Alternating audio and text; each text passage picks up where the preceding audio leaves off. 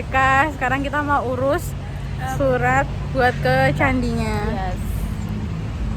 Sebelum pergi ke Candi Gebang, kami datang ke Balai Pelestarian Kewilayahan untuk mengurus surat perizinan. Di sini terlihat kami sedang berjalan menuju lobi balai untuk melakukan proses perizinan. Setelah mendapatkan surat izin, kami pun melanjutkan perjalanan menuju Candi Gebang yang terletak di Dusun Gebang, Sleman, Yogyakarta. Halo teman-teman. Hai guys, kami dari kelompok 8 dengan saya Inta Rahmaninda. Saya Najwa Nabila Putri. Saya Muhammad Riko Saputra. Saya Salwasetia Nawira. Nah, jadi di sini kita akan menjelaskan tentang sejarah dari Candi Gebang. Untuk lebih jelasnya, simak video berikut ini. Dadah! Nah teman-teman, sekarang kita lagi berada di Candi Gebang, salah satu candi Hindu tertua di Yogyakarta yang menjadi bukti kuat berkembangnya budaya Hindu di tanah Jawa. Nah, kalian pasti penasaran kan bagaimana awal sejarah ditemukannya Candi Gebang? Yuk mari kita ulik bareng-bareng. Mari kita mundur pada tahun 1937.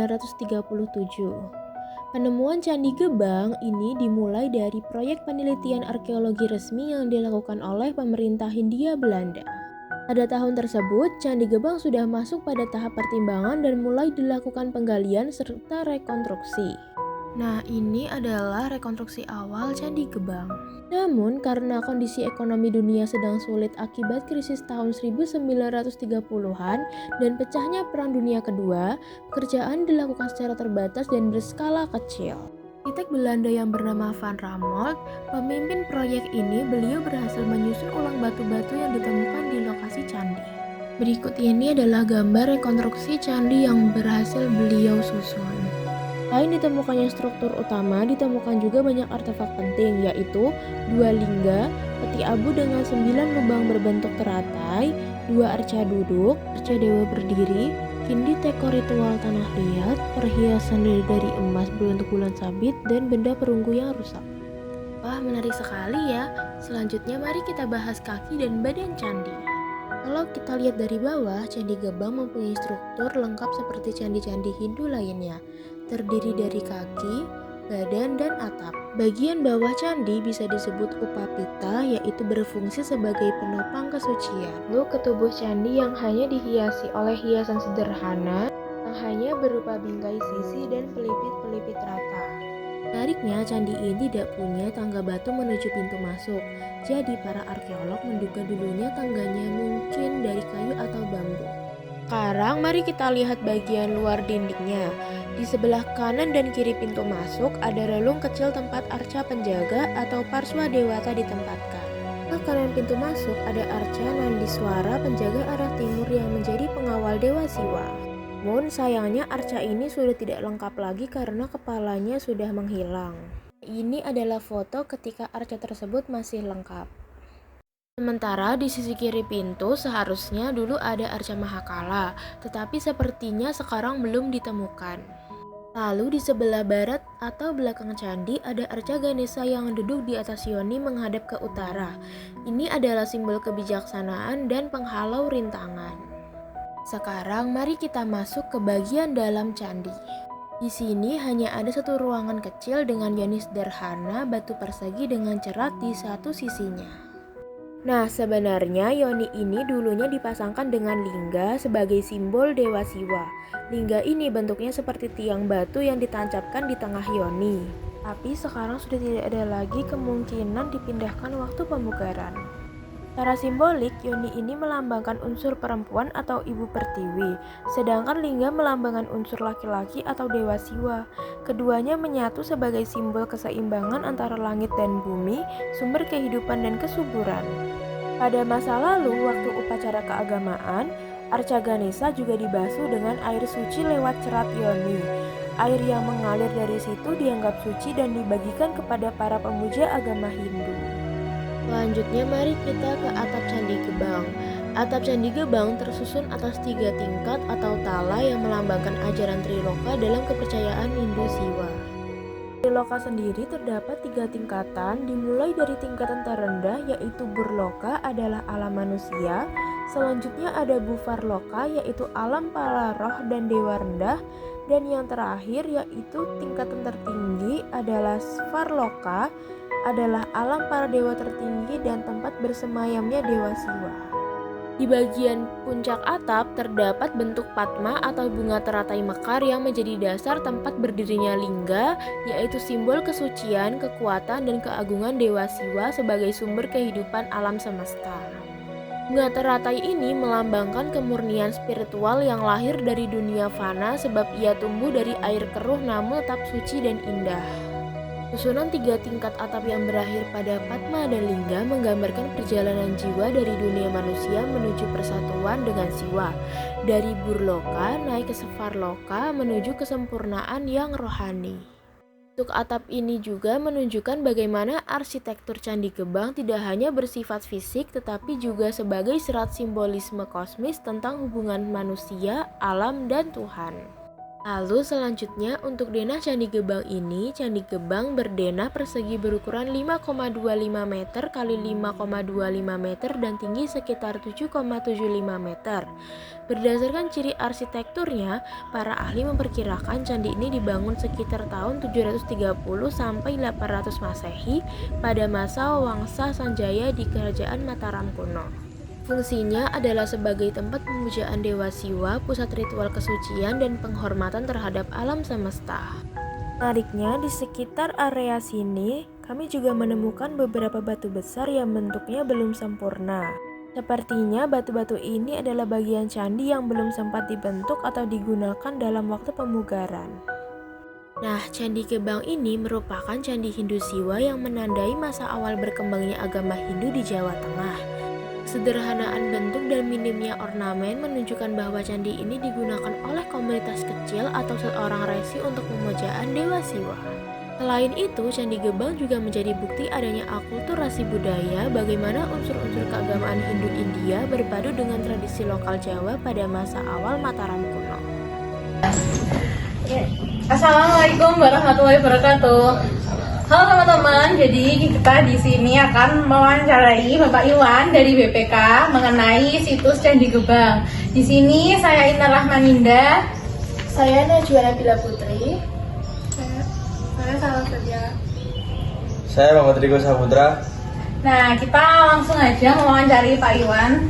Oke, untuk pertanyaan yang pertama, kalau dari pandangan Bapak sendiri, apakah di Candi Gebang ini ada pengaruh dari kebudayaan lain selain Hindu? Mungkin seperti bentuk akulturasi atau pencampuran budaya yang terlihat dari arsitektur atau relief di Candi Gebang ini? Nomor 2, kalau boleh tahu, nilai-nilai apa saja yang bisa kita pelajari dari keberadaan Candi Gebang ini, seperti nilai-nilai spiritual, sosial, atau budaya. Yang nomor 3, kan sekarang ini Candi Gebang dimanfaatkan untuk kebudayaan apa saja ya Pak? Selain sebagai situs sejarah, Candi Gebang juga digunakan untuk kebudayaan budaya atau upacara keagamaan tertentu. Yang nomor 4, selain ini bagaimana sih perilaku masyarakat sekitar dan para pengunjung terhadap kebersihan dan kelestarian candi? Lalu bagaimana peran masyarakat atau pemerintah dalam memanfaatkan dan menjaga keberadaan candi ini? Terima kasih. Waalaikumsalam warahmatullahi wabarakatuh. Untuk pertanyaannya yang pertama tentang akulturasi budaya itu sendiri. Kalau di Candi Gebang itu sudah akulturasi dengan kebudayaan masyarakat Indonesia sendiri, yang dimana itu sudah tertuang di dalam reliefnya yang lebih simpel daripada yang ada di India. Jadi sudah ada percampuran dan istilahnya lebih dipermudah dalam pemaknaannya di dalam di Hindu sendiri. Untuk pertanyaan kedua terkait nilai-nilai spiritual, ya itu nyambung sama pertanyaan yang terkait kegunaannya. Kalau dari Candi Gebang sendiri masih dipergunakan dalam ritual keagamaan, khususnya agama Buddha, untuk ritual keagamaan, sembahyang dan sebagainya, itu masih berlangsung sampai sekarang. Dan untuk masyarakatnya sendiri, nilai-nilainya diambil ya beberapa bulan atau beberapa tahun itu pasti ada semacam gotong royong bersama, di mana itu mau eratkan tali silaturahmi antara masyarakat sekitar maupun dari instansi terkait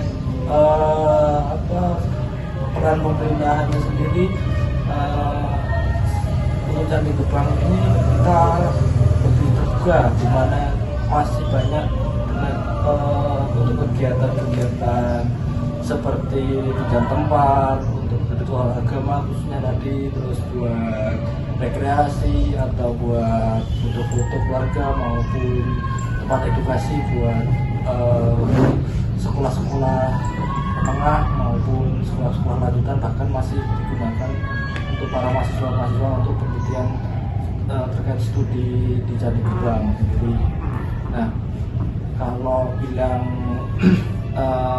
untuk pemanfaatannya kita sangat terbuka, di mana ketika pemanfaatan itu yang penting setiap masyarakat yang ingin menggunakan maupun melakukan penelitian itu yang penting menyurati untuk perizinannya. Kami tetap proses setidaknya paling cepat 3 hari dari hari kerja sendiri.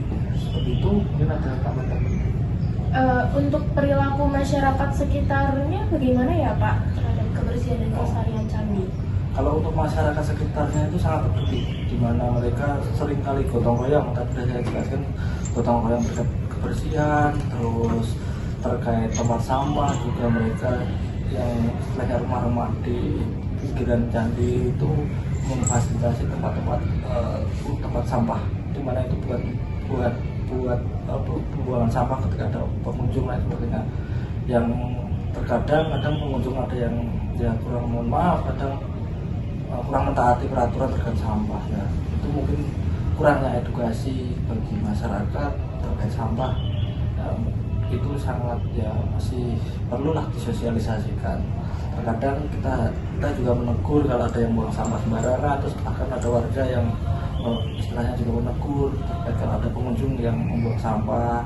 Terus perilakunya juga ketika pengunjung itu kan tidak boleh menaiki candi tertentu, itu harusnya mentaati juga. Yang penting taat dari aturan kami, kita tetap memfasilitasi dengan baik. Bapak, terima kasih. Iya. Jadi teman-teman, itu tadi secuil wawancara dari kelompok kami. Kiranya ada salah, mohon maaf. Dadah. Wassalamualaikum warahmatullahi wabarakatuh. Nah, itu dia hasil observasi kami di Candi Gebang, teman-teman. Dari candi kecil ini, kita bisa belajar banyak tentang sejarah, nilai-nilai keagamaan, serta pentingnya pelestarian warisan budaya. Semoga kunjungan kali ini bisa menambah pengetahuan dan menumbuhkan rasa cinta kita terhadap peninggalan sejarah Indonesia. Terima kasih sudah menonton, sampai jumpa di observasi selanjutnya.